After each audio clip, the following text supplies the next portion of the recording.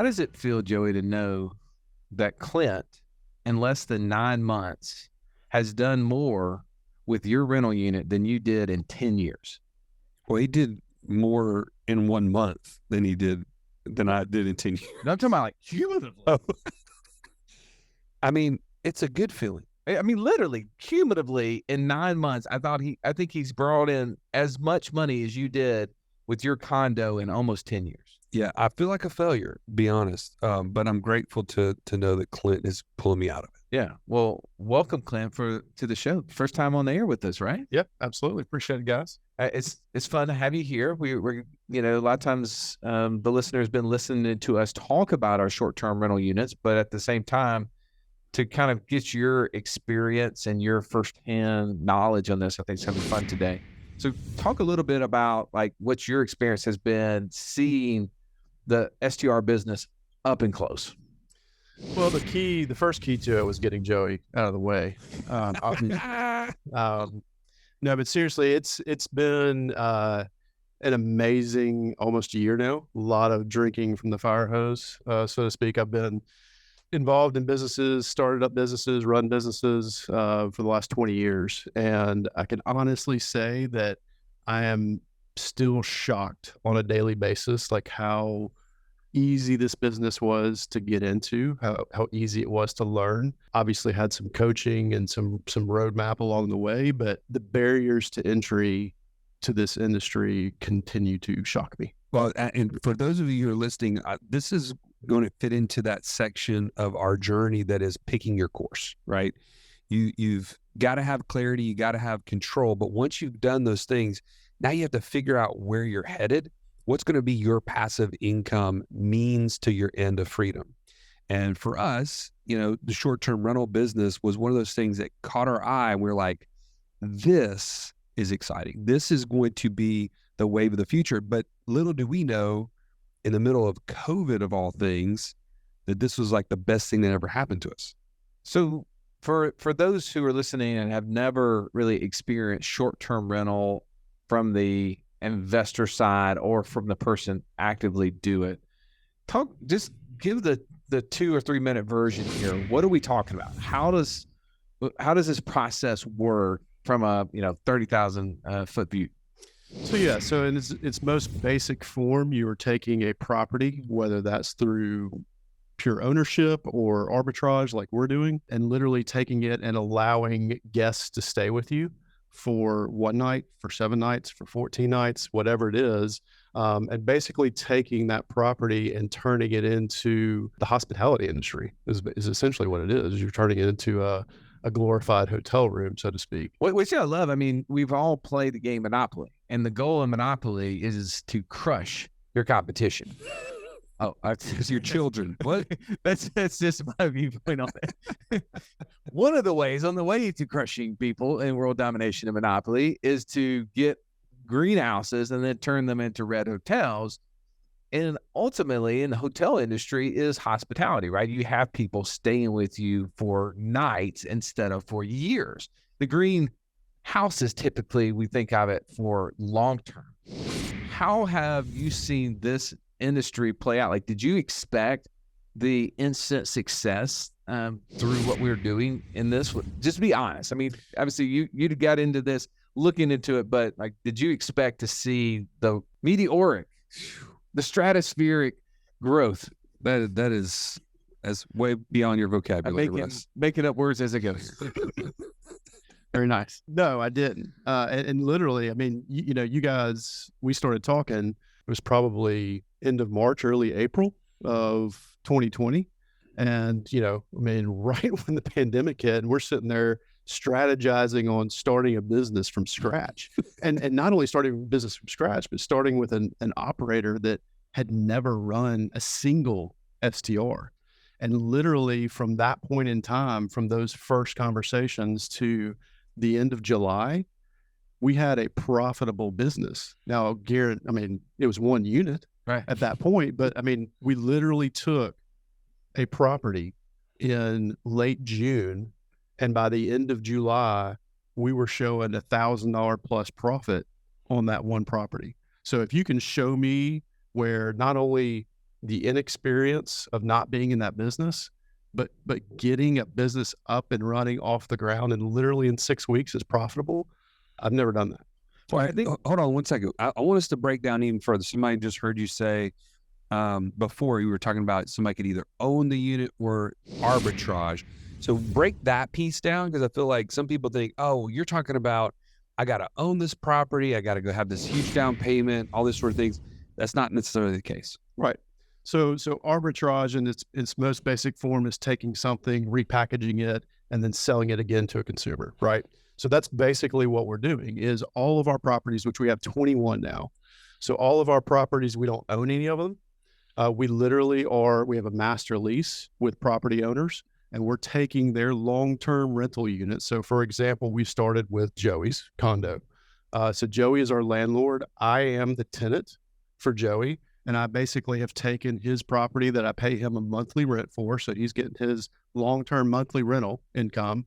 And I'm taking that, turning that into a short-term rental. And I don't have to put down $30,000, $40,000, $50,000 for this property. I literally put down $950 in rent to get this business up and running.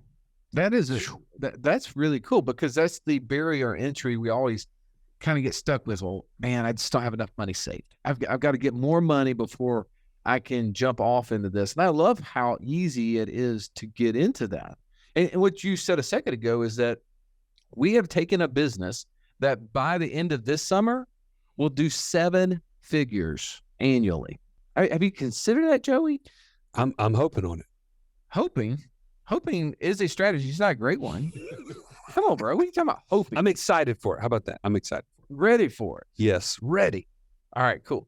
Well, all right. So I want to walk the person through listening of how they do this. So I think there's some like basic questions, maybe internal questions that I have, like, is this something that my skill set could do? So talk a little bit. You've been training people for the last, 5 months on how to actually do this, right? So not only have you been doing it, then you started teaching our community members how they can do it. Step by step. Yes. So how, like, from a personality standpoint, like, help someone understand who's the right fit to take on this sort of side hustle, moving it toward a passive income business. Yeah. So we've been teaching classes. I've been teaching students. I've seen every type of personality out there sign up for these classes. And to be honest with you, I'm a human. So I look at people and I'm like, you signed up for this class, did you? Okay, well, let's see how this goes. But literally, this business is so multifaceted as far as the talents that you can use. In previous businesses that I've always been involved in and other corporations that I've worked for, one thing that I've always learned and still really believe in is people will use technology to try and mask their weaknesses. And what I have found in my businesses as well as others is that technology typically doesn't do that. So if you have a business and you're like, we're really bad at communication, so we're going to go out, we're going to spend $100,000 on this CRM tool so we become excellent communicators, and it fails miserably. And so typically what you see is technology actually enhances what you do well. And so that's the approach I've always taken in my business. And what I've seen in this is almost the total opposite of that. I've seen people that are poor communicators, and because of the AI and the software that we use and the messaging and all that, they don't have to be good communicators. You can teach them a template and a roadmap and say, hey, here's how you set up your short-term rental business to where you literally are answering maybe 1 or 2 messages a day or every 2 days. So even the person that you look at and they're like, gosh, this is a really customer-facing, like guest experience-driven, again, hospitality world business, even people that don't have the personality of a great communicator can succeed in this. And that's what's been really, really interesting to see with my classes is people have success that you would never look at and say, that's a business owner or that's an entrepreneur. Well, what are some of those successes? I want to talk about the challenges, but I like to start with the successes. Talk about some of the successes that you've seen people have. So we literally at the beginning of this year, we had our first class, and I've got a couple of students. It's a couple. They had never run a business before. They've got 4 children that I believe are under 10 years old. So, they're not busy. Right. We don't have a lot going on here. There would be like classes where, you see these people on our Zoom calls and there's like little hands, all over the screen, and she's doing 15 things at one time. They literally, from day one of that class in January to the end of that 90-day course, had 4 units up and running. And by the time we were done with the class, they were seeing profit. And to me, that's just like, that's game changer. Cow, that's awesome. Well, and that's motivating to see how quickly we can create cash flow, because when you're analyzing this, right, you've seen lots of numbers for us personally, but also I know you spend a lot of time in other masterminds with other operators. For the person listening, what should someone anticipate as a expected return? I put money up, right, and I rent a unit. Typically, this is the model that we operate under. We furnish it, do all the design work. After all monthly expenses, what typically would someone put in their pocket? What's an expected number? So we run our numbers, and it's kind of hard to say this is industry standard because this industry is still so new, but kind of industry standard is looking for about $800 in profit per bedroom.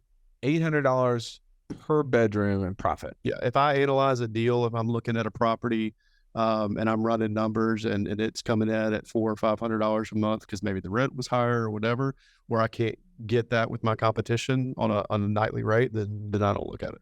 Well, and if we put this in context, Joey, right, the whole objective here is to create passive income that's greater than our monthly expenses. 100%. And initially, this is not a passive income business. This is a side hustle.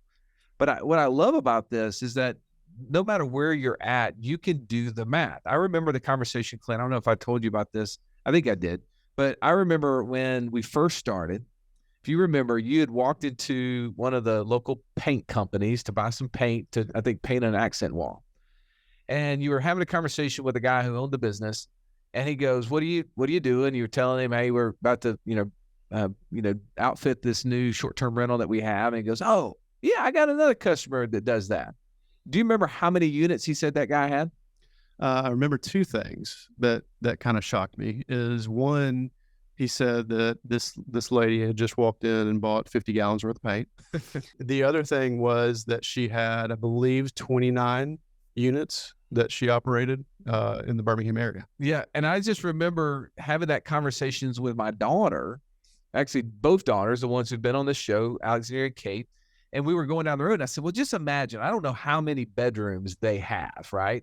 But let's just say so many are 1 bedroom, so many are 2 bedrooms, so many are 3 bedrooms. I want you girls really quickly get out your phone and do the math for me. And we created a little formula and said, okay, now take that number of bedrooms and multiply it times 800.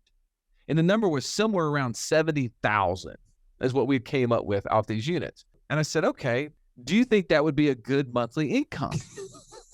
Now, Clint, my daughters were like unimpressed by $70,000 a month. Now, because they really don't have context of what that even without means. context. And so I said, all right, well, Alexander, you said that you would like to be a nurse when you grow up. How much, just ballpark, do you think nurses make a year, not a month, a year? And she was like, I guess they make about $70,000 a month. And I'm like, okay. Kate, you said you'd like to be an architect when you grow up. How much do you think architects make? $70,000 a month, right? I mean, like, I don't know. That's same. It's sort of about the same. And so we had a conversation about how far off those numbers were, for the average nurse, for the average architect. And I said, do you think if we could find a way to get you guys 2 or 3 of these units before you guys graduate high school? So while you're in college, if that's what you want to do, you're going to nursing school, you're going to get your degree in architecture, you could actually be making the income of what one of those who are out in the workplace making on their own. How cool would that be? And they're like, oh, wow, that's really interesting, right? And how many hours would it take you to run those? And we started having those conversations compared. So I love this conversation because it really starts to drive that interest level in me. If we want to take control over our finances, we have an opportunity here. So giving context to the listener, where do you feel like, Clint, we are in this short-term rental space, right? Like if we were doing this in baseball, right? What inning would you feel like we're in relationship to the adoption rate of the American public, the opportunity that exists? What inning would you think we're in, 1 through 9? I think we are coming out of spring training. Oh, wow. Wow. And the reason I say that is because let's go back and use the pandemic as an example, right? So if you follow baseball, I'm a huge Braves fan. Love the Braves. You know, It's their year. So last year, right? So last year we had a shortened Major League Baseball season. We had all these new rules implemented, right? And so coming into this year, the question was, hey, are we going to keep the rules that we implemented, like the DH for the National League and like putting the runner on second when it goes into overtime or extra innings so that it speeds the game up and things like that. Right. And they adopted some of those. Right. Right. So to me, the short-term rental industry has gone through the same thing. So 2020 and the pandemic, there was a paradigm shift in not only how the short-term rental business was operated as an industry, but how people view the industry. So for example, prior to 2020, you know, one of the things that you would do as a short-term rental operator is you obviously vet your guests. And so somebody that has newly signed up for an online channel like Airbnb or Vrbo sends up somewhat of a red flag. So you want to ask some questions there. I don't do that anymore because there are so many new people staying with us now that are new to Airbnb and new to Vrbo and all those, because last year in the pandemic has shifted the focus away from hotels, away from people, how they travel. And it has shoved an entire segment of people into this industry. So the reason I say we're in spring training is because the game has been redefined. All right. So I want to add a little bit more to that, or ask you a little bit further. How many people percentage wise are telling you the reason that they're staying in this short-term rental that we have over like a hotel, like because of the issues of COVID and all this other stuff? Oh yeah. I would say probably 2 to 3 out of 5 guests will make some sort of comment about, hey, is this apartment, it looks like this apartment has its own private entrance. I don't want to walk through hotel, hallways with other people around. How do you clean and sanitize your unit? We've never stayed in an Airbnb before, but we don't want to stay in hotels. Tell us about this process.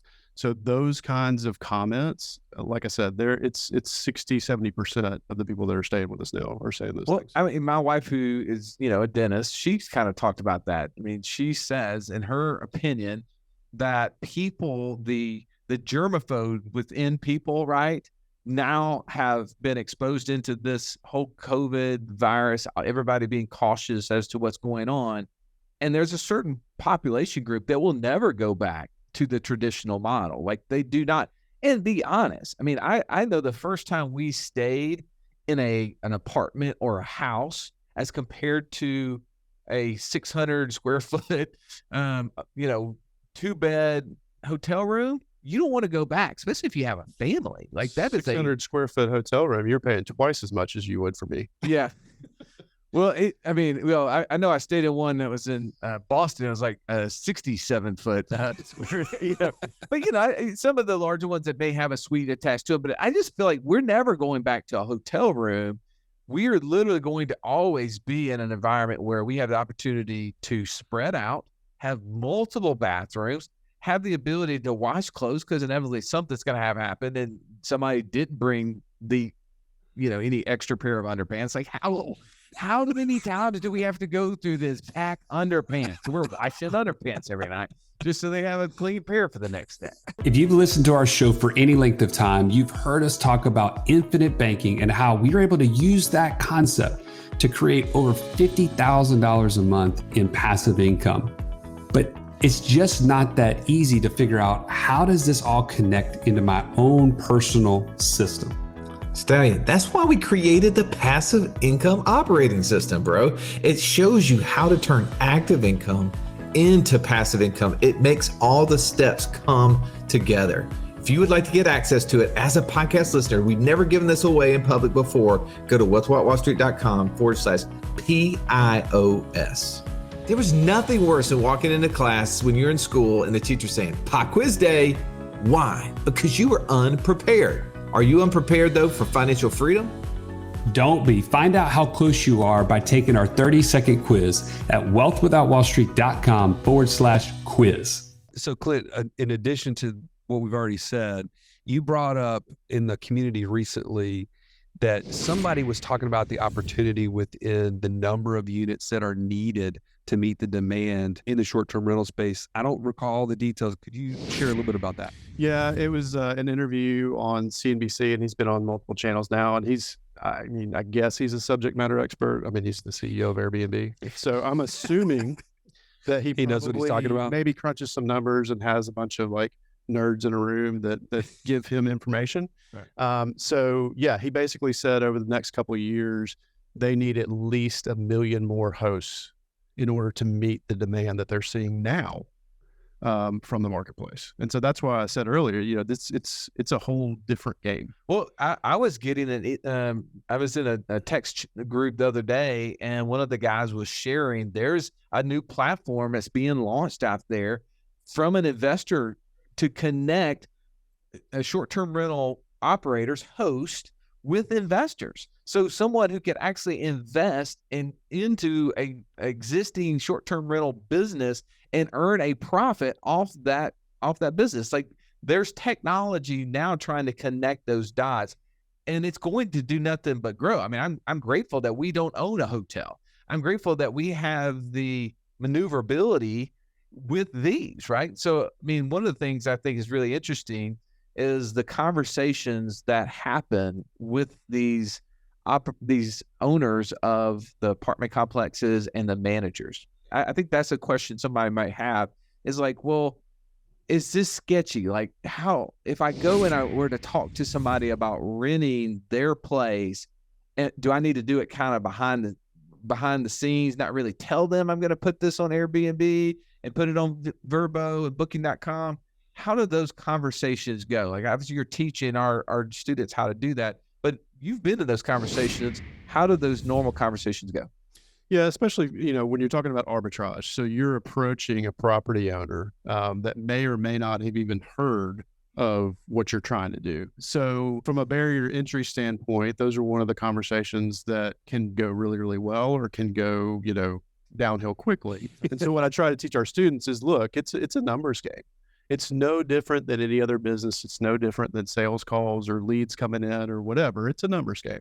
If you go talk to 2 properties, you may have 2 failures. If you go talk to 12 properties, you're going to have 2 or 3 wins, which is basically the numbers that happened with us. I talked to probably 15 properties.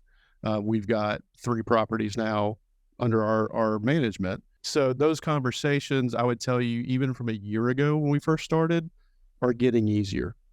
Because of that shift in the marketplace and because you're seeing people like the CEO of Airbnb on CNBC versus just this, I've kind of heard of Airbnb, or like we stayed in one and like I stuck to the mattress and I'll never go back again. Those conversations are less and less versus now it's at the forefront of everybody's mind. You're seeing Vrbo commercials and Airbnb commercials competing with each other now on TV, which is great for our industry. So, okay, we're kind of switching now into the challenge side because I don't want to paint a picture that it's all just roses, like there's no challenges. The industry is like, wide open for everybody, which all those things are true. But let's talk about the inner critic, the things that people are thinking right now, like, yeah, but what are those main objections that you went into this business with and then maybe that you hear from students? Yeah, I think the conversation with property owners is probably a good one. That's probably where that first number one leap of faith occurs with a student and really kind of putting yourself out there, especially if you've never run a business before. You're out there representing yourself to this property owner of here's my business plan. It's like going in and talking to an investor, right? Yeah. You're wanting that property owner to invest in you for you to run your business at their place. Again, they can be challenging conversations, but they're conversations that we walk people through on how to have in those courses. The types of things to say. Again, the industry is kind of shifting with these conversations. So when you bring up an Airbnb or a short-term rental business, it's not as negative as even 24 months ago could have been because of the success stories. And then more importantly, what we teach our students is here's the roadmap to success. And here's how you're going to not only have those conversations, but here's how you're going to set your business up for success. And when you're out there having a conversation with a property owner or an investor, and they're seeing, here's the 15 steps that we go through in order to run a successful, not only successful from a profitable standpoint, but successful from safety and management and operating it right and having the right type of guests on the property. And here's how you manage all that. Those are the things that are critical. I mean, you can go out and start your own STR and you can make it fail really quickly. So this is in light of those challenges, and that's great you brought up. In fact, I'll share this. We've actually talked about this on one of our episodes before, but when we first started in that condo complex where my long-term rental had been forever, they had no problem with it being a long-term rental. But as soon as they found, oh, well, this guy's putting it on Airbnb, he's running a business out of his unit, and that can't be.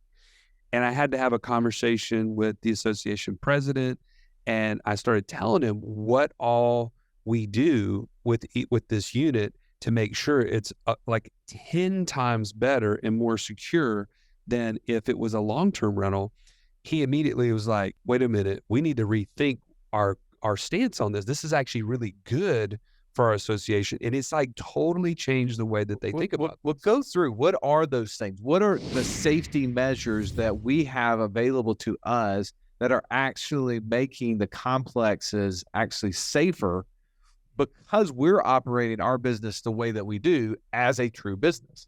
Right. So, one of the conversations that I'll have with a property owner is just kind of putting yourself in their shoes, which you should always do when you're having a sales type conversation, right? So think about the objections they're going to have.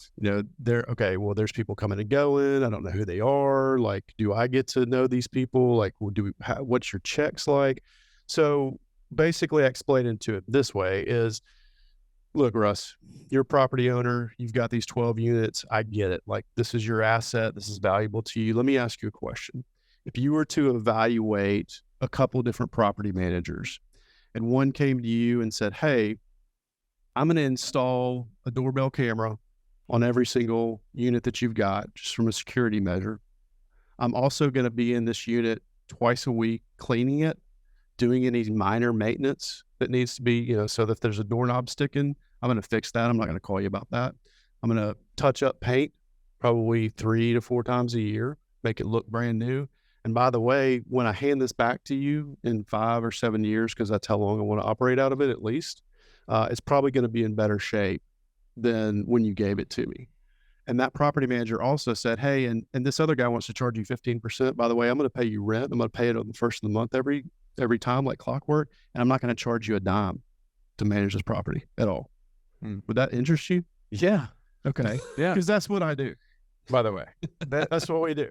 Well, that's super interesting because we all know we've been that person maybe, or we went to that person's house. I mean, in college, my roommates and I would play darts in the living room, throwing darts toward that little small beam that goes between the room and the kitchen to this like center part of a dartboard from the seat of our couch, sometimes with a little liquid encouragement. And not necessarily always the greatest aim. So the ones that didn't hit the dartboard or hit the wall, they flew through the kitchen to the kitchen cabinets, right? So you start thinking about the damage that people can do. Give them a year in a place, you might not want to see it. But in your example, you're in that place a couple times a week. Clearly, people can do damage, but someone could do a lot more damage in a year than they can in a couple of days. Sure. So same conversation that I have with property owners. Look, have you ever had to evict somebody, Russ? Yeah. Yeah. How long did that take? Like 90 days. 90 days. Yeah. So I had to evict a guest last week, and it took me 15 minutes.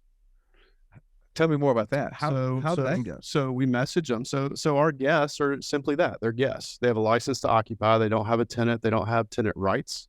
They're literally my guest. I'm the tenant that you have to deal with. You're the only one that you'll be dealing with. So when I have a guest that may be breaking our house rules, maybe they brought a pet, maybe they're smoking in my apartment, they get a message, they get a second message, and after that, we change the door code. And they're gone. Problem solved.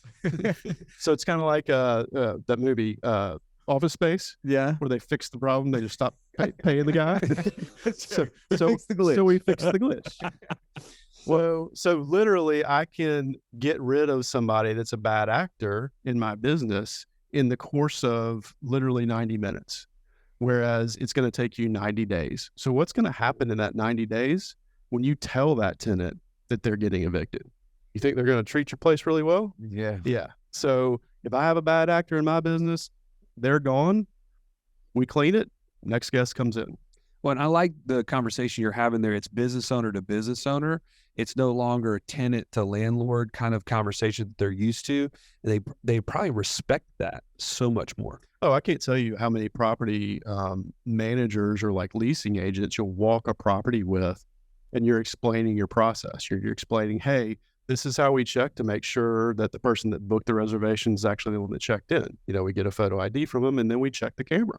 You know, if they have 2 people on the reservation and 7 show up, they're no longer our guest. Right. And then we have noise monitors, you know, inside the apartment to measure decibel levels to see if people are throwing parties. And when you walk somebody through all that, I mean, I've literally had leasing agents be like, can you take all of ours? Because we got some tenants that like, y'all just take all of them. Like, we'll just deal with y'all. Well, and I think so you were talking about challenges, questions I think people would have. I think one of the questions that comes up is my city's just not a very traveled destination. So what would you not as travelable as like Birmingham? Exactly. So talk a little bit about that when, you know, someone's like, well, I'm in Birmingham, Alabama, of all places. Clearly, this is not the go-to place on Travelocity. You know, top 10 places to see this year, Birmingham, right? Who typically is staying in our units, and how do you help someone determine that for themselves? So one of the first things we do in our course is define, you know, who our guests, who we're going to serve, right? So that's, you know, Hilton, Marriott, all Renaissance, all those companies spend billions of dollars a year in research figuring out who their customer is. And really any company does that. Sure. So it's the same concept. So when we sat down as a group, we decided, hey, we've got a strong, you know, business community here. We've got a strong medical community here. So let's serve business travelers, which in 2020 was not as strong as maybe other years, right? And medical professionals that are traveling into the area, because we've got 4 or 5 really top-notch hospitals. So we defined these are why people are coming to Birmingham, or these are why people would come to Birmingham. So let's serve that market and let's set up our units to serve those people, which is a very specific thing that you have to do. And we teach that in the course. So just because you're not a destination city, which I would not consider Birmingham a destination city, by the way, you don't have to be like the vacation place, like the New York City or the Denver, Colorado. I've got a student that literally is operating. If I look at the map, there are no short-term rental operators within miles of her. And she's looking for more. She's got one up and running. It's a house. She's looking for more in that area, and she's getting a lot of local traffic. So people that maybe have a flood or fire or tornado came through the area and destroyed their house, and they need to relocate for 3 or 4 or 6 months, you know, she's getting a lot of local people. Those are still short-term rental guests. They just happen to be 5 miles down the road versus 500 miles away. Let's talk about one other challenge. Somebody's thinking, man, this sounds really good, but I don't know that I could do it from a time standpoint, because it sounds like, okay, I've got to identify my guest. I got to identify different property owners that I could go and talk to, and then they could shut me down. And how much time does it take to get one up and running? And then secondly, to maintain that once it is kind of stabilized and up and running? Yeah, I would tell you that one of the things that I benefited from was other people's failures and learning from other operators and learning, hey, here's the things that we tried and don't work. You can go down that road and you can try that yourself and you can fail, come back to us when you failed and we'll tell you, hey, we told you so. So taking the things that work in the industry and the things that have worked for us and applying those will eliminate a lot of those things, because a lot of my students have never even run a business. And that's probably the most time consuming part, to be honest with you. Like the short-term rental side of it, there's a roadmap we've built. There's courses, there's software that we use, that we've tested out other things and theories. And so that part is pretty easy to teach somebody. It's kind of getting the business set up and getting running and understanding how to operate a business. That's probably really the most challenging. The short-term rental side of it is really not that much. If you're operating, like we mentioned, those students that have four, they've got 4 kids under 10. They both have full-time jobs and they're operating 4 successfully. There's a lot more upfront work to get a unit up and running, and you got to do the design work and stage it and all that stuff. But once that thing's up and running, you should really be able to spend a few hours a week based on what the systems we put in place and the processes we teach you to run that. Well, I know there's so much we could cover. We could spend 10 hours doing this, but thankfully you've gone through the labor of love to build out a process and a plan for someone who would like to discern whether or not this is something they want to do. If you want to get your first $500 to $800 a month of passive income, and you want to be able to get this up and running within 6 weeks, 90 days, Clint has taken the time to build out a course, and we want to send you to that course, because I believe you going through this, you can get through this process very simply and get yourself up and running, and then have access. There's some other things that we can talk about that you've set up and ways for people to get access to you. So if you go to wealthwithoutwallstreet.com/STR, STR stands for short-term rental. So wealthwithoutwallstreet.com/STR, you can sign up for the course that Clint has created and get that first unit up and running. Because I think, Joey, this is one of the most exciting things that we're doing in our passive income own portfolio, right? We share those numbers every single month.